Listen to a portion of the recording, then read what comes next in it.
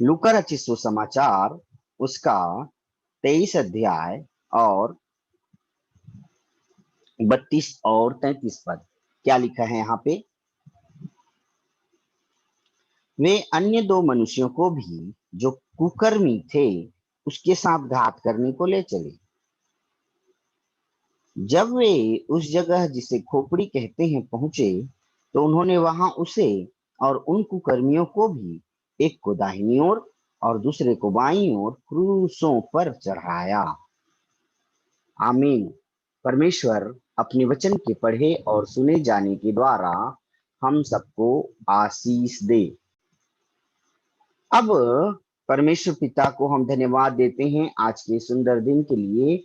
यहाँ पे प्रभु यीशु मसीह और दो अन्य डाकू, जिसको कुकर्मी बोला गया है, क्रूस पर चढ़ाए गए। एक को दाहिनी ओर, दूसरे को बाईं ओर। तो हम क्रूस की दो दिशा के बारे में सीख रहे थे। क्रूस की दो दिशा के बारे में हम लोग सीख रहे थे और मैंने बताया था मेरे प्रियो, क्रूस का पहला दिशा ऊपर से नीचे और क्रूस का दूसरा दिशा दाएं से बाएं। आत्मिक रूप से ये दो दिशा हमको कुछ संकेत देता है। जब हम इन वचनों को पढ़ते हैं तो प्रभु यीशु मसीह का क्रूस दो दिशा पर हमको आत्मिक रूप से कुछ संदेश देता है। ऊपर से नीचे की दिशा जो है, हमको ऊपर से नीचे की दिशा हमको मेल मिलाप के बारे में संदेश देता है और दाएं से बाएं की दिशा जो है हमको न्याय के विषय में संदेश देता है। हाँ मेरे प्रियो, फिर से मैं बोलना चाहता हूं, क्रूस का जो दिशा है, ऊपर से नीचे की दिशा, ये मेल मिलाप के बारे में संदेश देता है और दाएं से बाएं वाली दिशा जो है हमको न्याय के विषय में संदेश देता है। तो हमने दो दिशा को देख लिया।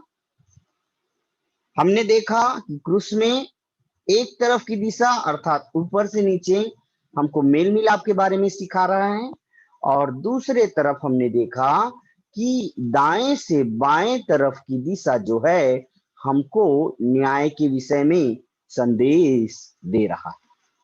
तो हम अपने अध्ययन में आज एक बार फिर से मेल मिलाप के विषय पर ध्यान देंगे। उसके बाद न्याय के विषय में हम ध्यान देंगे। प्रभु की स्तुति हो। तो हमने दूसरा कुरिन्थी 5 अध्याय और 20 पद को पढ़ेंगे। चलिए जल्दी से निकालें मेरे साथ और हम कुछ वचनों को पढ़ेंगे। दूसरा कुरिन्थी 5 अध्याय और 20 पद। यहाँ क्या लिखा है? इसलिए हम मसीह के राजदूत हैं, मानो परमेश्वर हमारे द्वारा विनती कर रहा है। हम मसीह की ओर से निवेदन करते हैं कि परमेश्वर से मेल मिलाप कर लो। तो पहला व्यक्तित्व है जिससे हमको मेल मिलाप करना है, वह है परमेश्वर। हर एक व्यक्ति को परमेश्वर से मेल मिलाप करना है। मेल मिलाप, हालेलुया। तो हम देखते हैं कि बाइबिल हमको आज्ञा देती है, हम देखते हैं बाइबिल हमको अगुवाई भी देती है और आदेश भी देती है कि हमको परमेश्वर से मेल मिलाप करना है। तो हमने तो जान लिया, अब हमको परमेश्वर से मेल मिलाप करना है। हालेलुया। और कौन है जिनसे हमको मेल मिलाप करना है? दूसरा, रोमियो की किताब रोमियो की किताब 12वां अध्याय और 18 पद मैं पढ़ रहा हूं। जहां तक हो सके तुम भरसक सब मनुष्यों के साथ मेल मिलाप रखो। जहां तक हो सके तुम भरसक सब मनुष्यों के साथ मेल मिलाप रखो। तो यहाँ दूसरा विषय हम देख रहे हैं कि हर एक मसीही जन को, हर एक व्यक्ति जिसने प्रभु को उद्धारकर्ता करके स्वीकार कर लिया है, उसको पृथ्वी पर जितने भी मनुष्य पाए जाते हैं उनसे मेल मिलाप रखना है। आमीन। मेल मिलाप रखना है किनसे? सब मनुष्यों से। अब हमने एक तरफ देख लिया कि बाइबिल हमें गवाही देती है और अगुवाई करती है और आदेश भी देती है कि हमको परमेश्वर से मेल मिलाप रखना है। फिर दूसरी बात हमको बाइबिल बताती है कि हमको मनुष्यों से भी मेल मिलाप रखना है। कौन से मनुष्य? चाहे वो आपके परिवार के हों, चाहे वो आपके कलीसिया के हों, चाहे वो आपके जाति के हों, चाहे वो आपके समाज के हों, हर मनुष्य से आपको मेल मिलाप से रखना है या रहना है। हर मनुष्य से आपको मेल मिलाप से रहना है। अब मनुष्यों में एक और व्यक्ति है जिससे और भी अधिक हमको मेल मिलाप से रहना है। और कौन है वह मनुष्य? देखिए, पहला थिस्सलुनीकियों की किताब 5वां अध्याय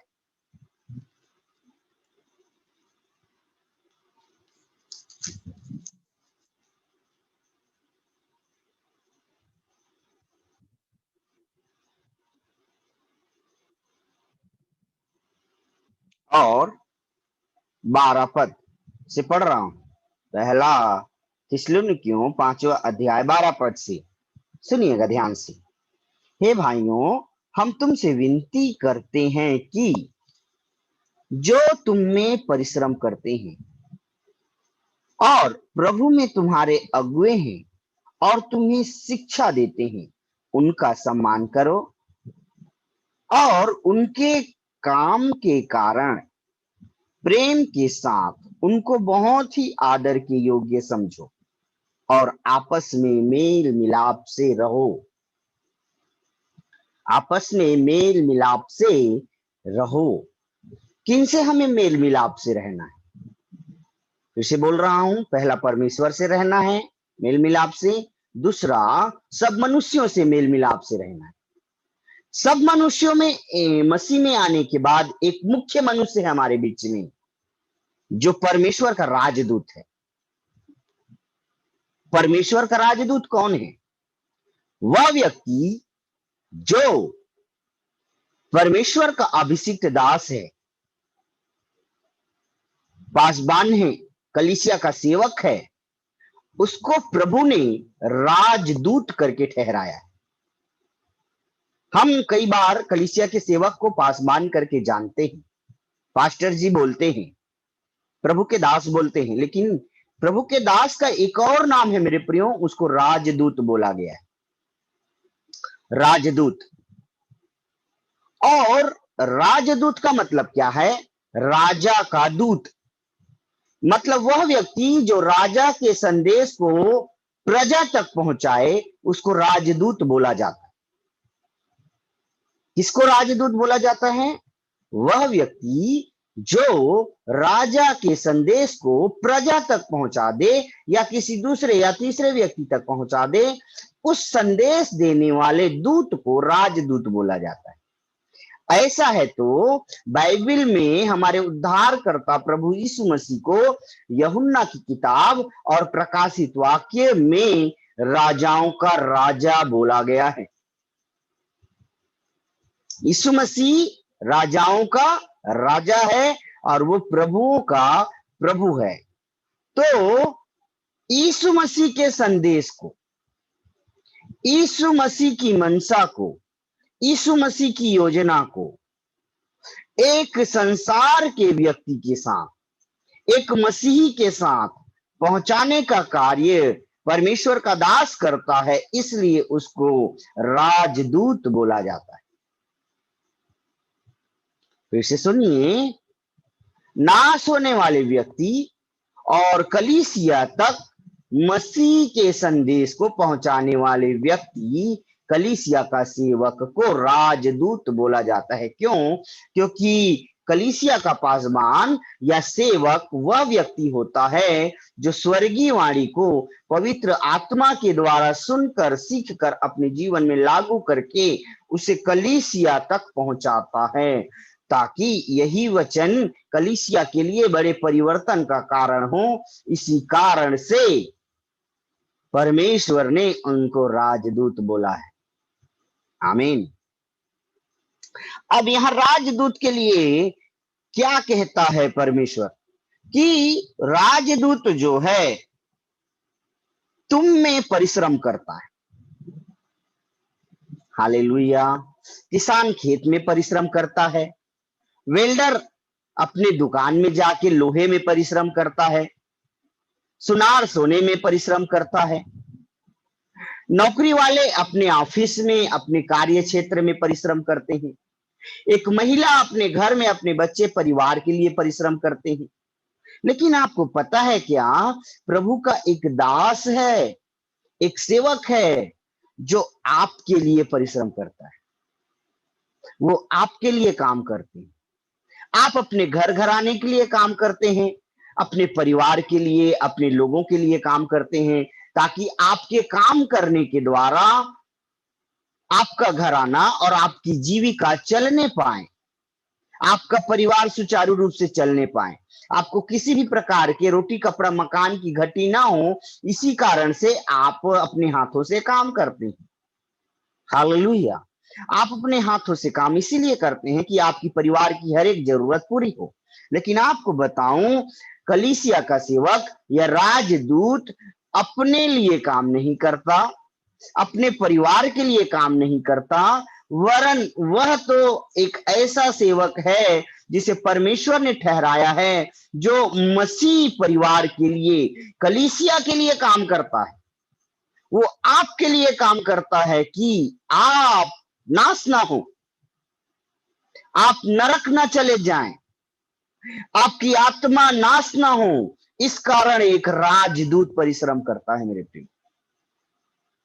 क्या परिश्रम करता है? वो प्रार्थना करता है आपके लिए, परमेश्वर के शब्दों को सुनता है आपके लिए कि मेरे भाई, मेरी बहन जो हमारी संगति में आते हैं, जो कलीसिया में आते हैं, इनका जीवन बदल नहीं रहा है, इनके परिवार में, इनके घर में, इनके घराने में बीमारी है, कोई नाश क्यों हो रहा है। इन बातों को प्रभु से प्रार्थना में वो पूछता है मेरे प्रियो, और प्रार्थना कर करके आपको वचन के द्वारा काउंसलिंग करके, वचन का ज्ञान सिखा करके, वो आपको सत्य को बता करके आपको नाश होने से बचाता है।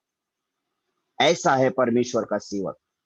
पता है, ये परमेश्वर का सेवक बिना किसी स्वार्थ के आपके लिए परिश्रम करता है, वो आपके लिए काम करता है। तो जब कलीसिया का एक सेवक आपके लिए काम करेगा, एक पासबान, एक अगुआ जब आपके लिए काम करेगा, तो आपको कुछ ना कुछ तो उनके लिए देना पड़ेगा। जैसे उदाहरण के लिए, हमारा घर खराब हो गया, दीवार खराब हो गई, तो हमको उसमें डेंटिंग पेंटिंग कराना है।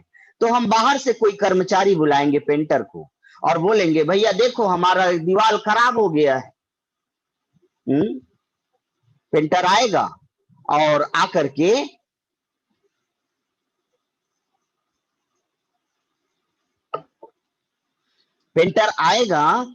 आ करके दीवार को देखेगा और बोलेगा देखिए भैया, इसमें ये दीवार में ना इतना इतना खर्चा है, इसमें पेरिस लगाना पड़ेगा, इसमें कलर करना पड़ेगा, पेंट करना पड़ेगा। ऐसा करके वो खर्चा बताएगा। तब हम बोलेंगे ठीक है, आप कल से आ जाइए, हम यहाँ मुख सामान ला के रख देंगे। अब वो कल से काम लगा देता है, और काम लगाने के बाद 2-4 दिन में वो काम करके काम को खत्म कर देता है। हमारा जो पुराना दीवार जो खराब हो गया था, उसको रिपेयरिंग करके नया बना देता है वो वापस पुराने दीवार से, और अच्छा बन जाता है, वो चमकने लगता है। तब हम खुश हो जाते हैं, अरे वाह, आपने तो हमारी टूटी फूटी दीवार को नहीं बना दी। तब उनको जाते समय हम बोलते हैं, देखो भैया आपने 5 दिन काम किया है हमारे घर में आकर, हमने सामान भी अपने पैसे से लाया है और आपने परिश्रम किया है, आपने मेरे घर में काम किया है, तो सुनिए मैं आपको आपका मेहनताना देता हूं।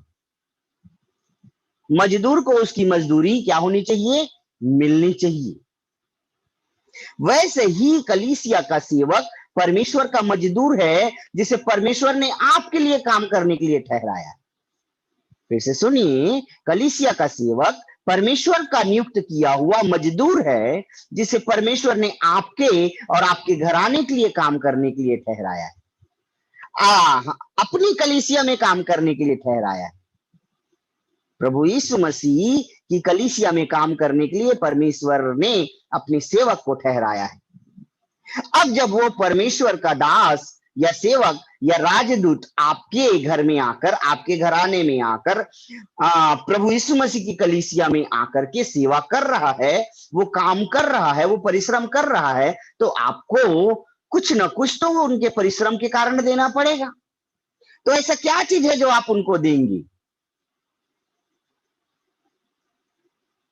पैसे की बात नहीं करूंगा मेरे प्रियो, अपने विचार को पैसे की तरफ मत लगाइए, क्योंकि पैसा तो आपके राज्य सरकार और केंद्र सरकार के द्वारा बनाया गया मुद्रा है। उसे देकर के क्या आप परमेश्वर को खुश कर सकेंगे? नहीं, हमारा परमेश्वर रुपए और पैसे से खुश होने वाला परमेश्वर है ही नहीं। तो क्या देंगे फिर हम? मैं एक चीज आपको बता रहा हूं, जो संदेश राजदूत आपको दे रहा है, उस संदेश को सुनकर उसे स्वीकार करके परिवर्तित हो जाना ही राजदूत का परिश्रम का फल है। वह धन यही है जिसे आप राजदूत को देंगे। क्या?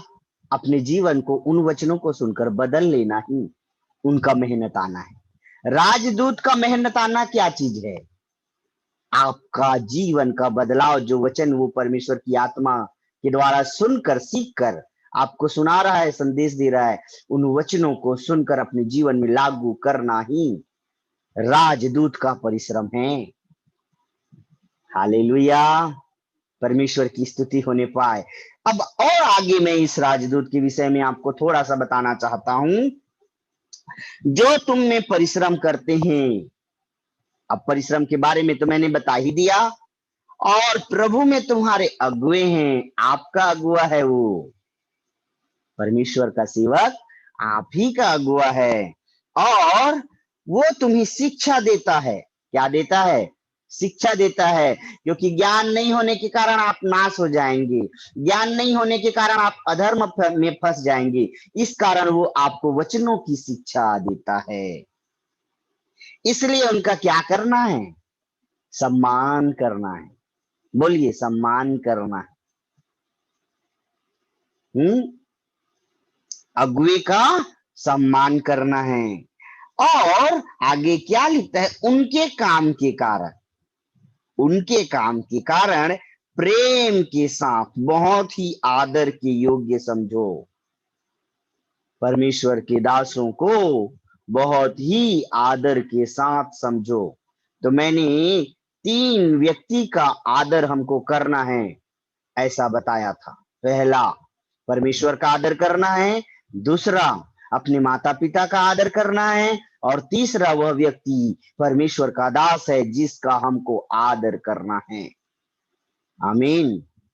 उसके बाद फिर हम देखते हैं मेरे प्रियो, यहां वचन क्या कहता है।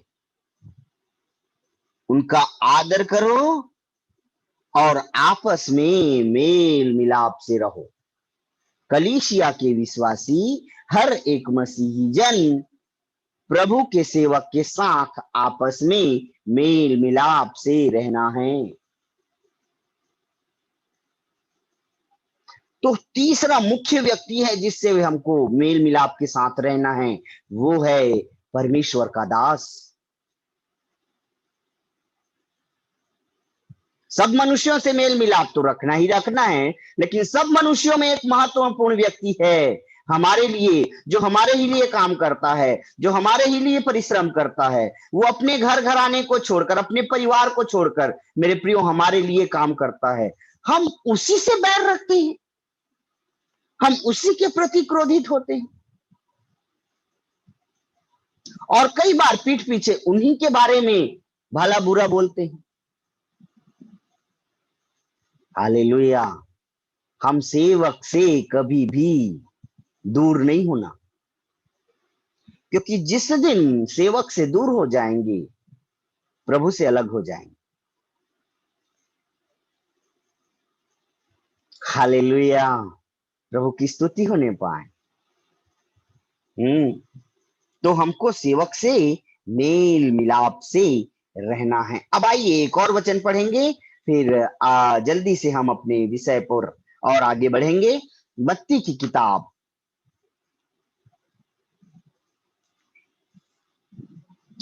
5वां अध्याय 23 और 24 पद पढ़ रहा हूं आप सबके लिए। यहां लिखा है, इसलिए यदि तू अपनी भेंट वेदी पर लाए और वहां तू स्मरण करे कि तेरे भाई के मन में तेरे लिए कुछ विरोध है, तो अपनी भेंट वही वेदी के सामने छोड़ दे और जाकर पहले अपने भाई से मेल मिलाप कर और तब आकर अपनी भेंट चढ़ा। 25 पद, जब तक तू अपने मुद्दई के साथ मार्ग में ही है, उससे झटपट मेल मिलाप कर ले। कहीं ऐसा ना हो कि मुद्दई तुझे हाकिम को सौंपे और हाकिम तुझे सिपाही को सौंप दे और तू बंदी गृह में डाल दिया जाए।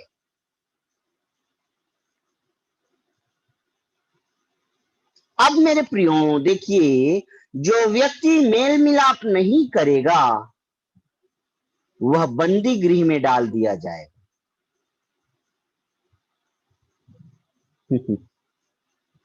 संसार का बंदी गृह जेल है। संसार का बंदी गृह जेल है। सेंट्रल जेल, गवर्नमेंट का जेल, पुलिस वाला जेल। लेकिन परमेश्वर कौन से बंदी गृह में डालने की बात करता है? वो नरक में है मेरे प्रियो, जो बंदी गृह की बात बोली गई है।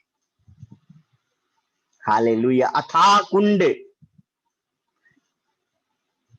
जिसे शैतान को डालने के लिए और उसे बांधने के लिए तैयार किया गया है। यदि मसीही जन सब मनुष्यों से मेल मिलाप ना करे, यदि मसीही जन परमेश्वर से मेल मिलाप ना करे, यदि मसीही जन अगुए से मेल मिलाप के साथ ना रहे, तो मेल मिलाप का जीवन नहीं होने के कारण उस व्यक्ति को बंदी गृह में डाल दिया जाएगा। साफ साफ स्पष्ट रूप से वचन में लिखा है।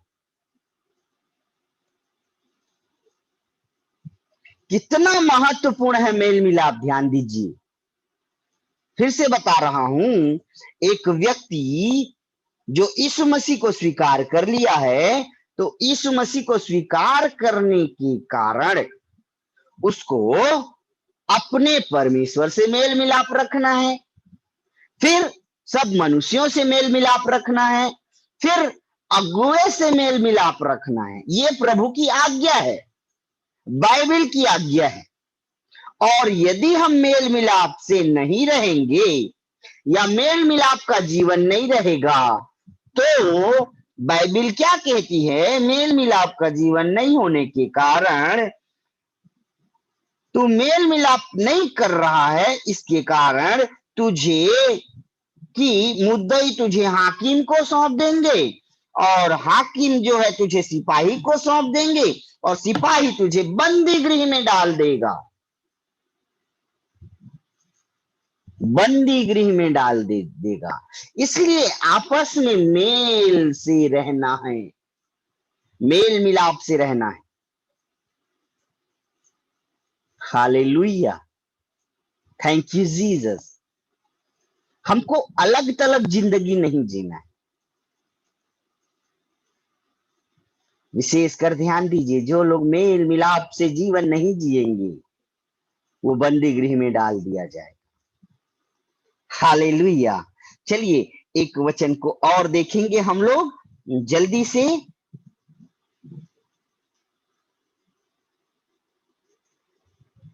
मैं निकाल लूं।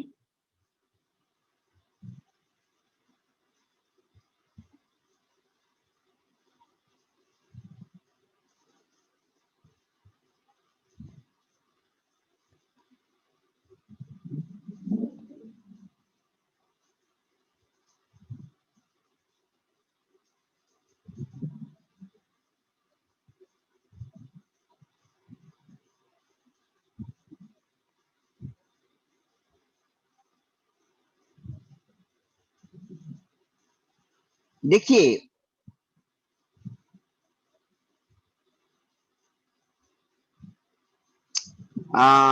हम पढ़ते हैं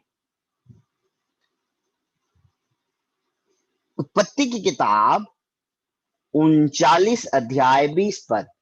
यहाँ क्या लिखा है? यूसुफ के स्वामी ने उसको पकड़कर बंदी गृह में, जहां राजा के कैदी बंद थे, डलवा दिया, सो वह उस बंदी गृह में रहने लगा। उत्पत्ति की किताब 39 अध्याय 20 पद। और यूसुफ के स्वामी ने उसको पकड़कर बंदी गृह में, जहां राजा के कैदी बंद थे, डलवा दिया डलवा दिया। तो यूसुफ को बंदी गृह में क्यों डलवाया गया? क्योंकि उस पर झूठा इल्जाम था। मेरे प्रियो, बंदी गृह में मनुष्य को इसलिए डलवाया जाएगा कि मनुष्य में दोष पाया जाएगा।